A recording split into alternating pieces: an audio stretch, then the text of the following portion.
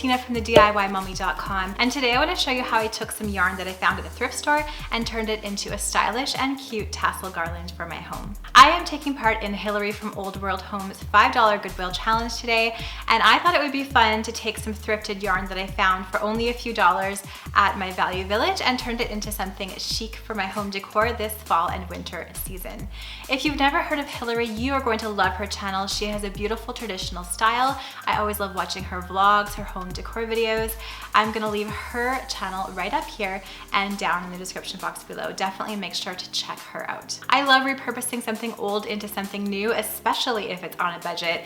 And this tassel garland I thought would be the perfect piece for fall decor, or even moving into winter and Christmas decor, for mantles, for parties, perhaps even for a Christmas tree. So let me show you how to make it.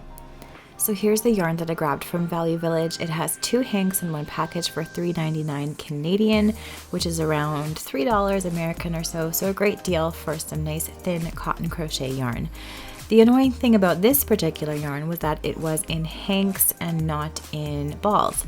So what I do when I have a hank of yarn that needs to go into a ball is I put it around the back of a chair, or take 2 backs of chairs and put it around those, and then I start rolling it up into a ball just like I'm doing here. Quick and easy way to do it if you don't have a ball winder.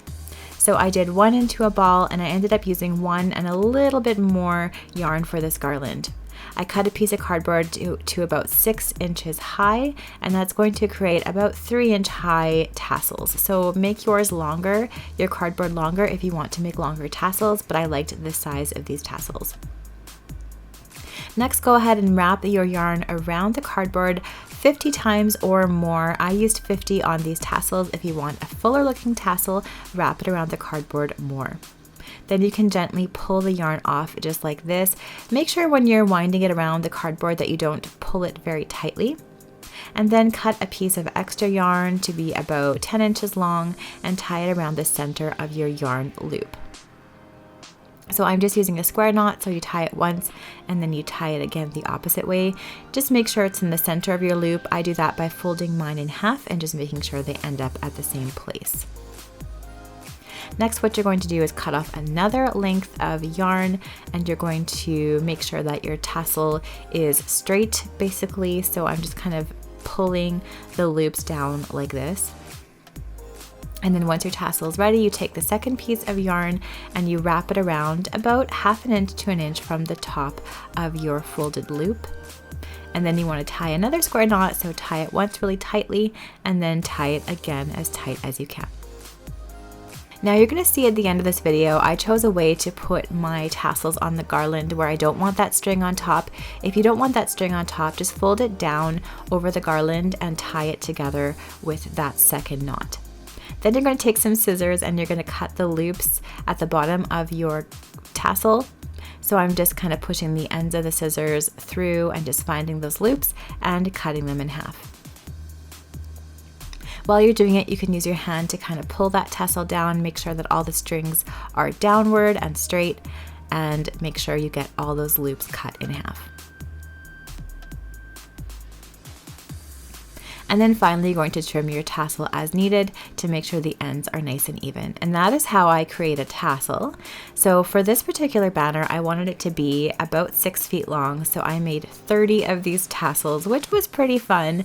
And then I'm going to make the garland part of the banner. So to do this, just crochet a chain. So I took some of the extra yarn, I made a slip knot like this. So you basically make a loop, pull another loop through it.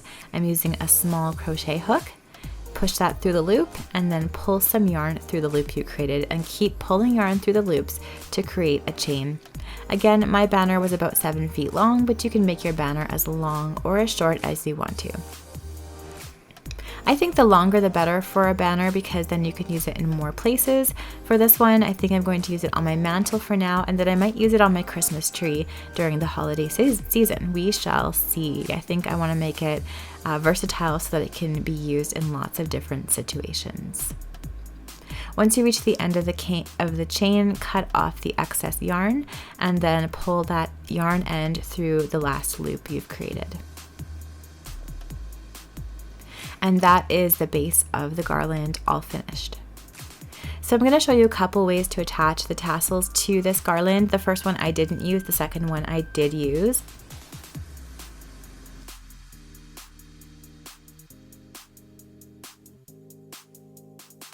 So for this first one, this makes your tassels stay in one spot so you're not moving them constantly on the garland, and they're going to hang a little bit down from the garland. So just decide where you want your tassel to be and then take the crochet hook and push it through one of the chains in your garland where you want the tassel to hang. And then you're going to take that string you left on the tassel and pull that through with a crochet hook through the chain of your garland base. Then you're going to tie a knot about 2 to 3 inches from the base of your tassel on that string you left on the top. I just used an overhead knot. And then take your tassel and pull it through the loop that you just created with that top string set. And then if you pull the tassel down, it's going to stay in place on your chain. So this is one method you can use, and then you would just trim off the excess yarn on the top. This will make the tassel stationary. The method I ended up using was just push your crochet chain through the middle of that top ball of your tassel, and then grab the garland base like this and pull it through the top ball of the tassel. And this creates tassels that are movable along the chain. The reason I went with this was because I really liked how the tassels looked directly on the chain, not hanging down a couple inches. And again, if you choose this method to put the tassels on the garland base, just make sure that you tie those top strings into that second knot that you create. I didn't, so I had to go ahead and do a second knot to tie in that top string. So I basically had to go ahead and pull the strings down like this. And then I had to cut another piece of yarn and tie it a second time around that top part. So, I mean, not a bad thing, but definitely time consuming. So again, if you want to do this method, just tie them down in the first place and you won't have to do this step like I did. So you're going to attach the tassels however you want along your chain. Mine are going to be spaced about 2 inches apart in the end, so that's why I made 30. And then what I did was I hung mine on my fireplace mantle. So I just used some really easily removable hooks and I put them on either side of my mantle. I usually have these here throughout the fall and winter. And then I just tied my garland on like this and put all of the tassels in place. I think this turned out really cute. Definitely has a boho vibe. It's sort of whimsical. My girls really like it. I don't know if it's going to stay on this mantle for too long, but we'll see how it goes. I'm kind of trying to figure out how I'm going to style it as we transition from fall to winter. And I think it's going to look pretty cute on a Christmas tree. I think I'm going to try that this year as well.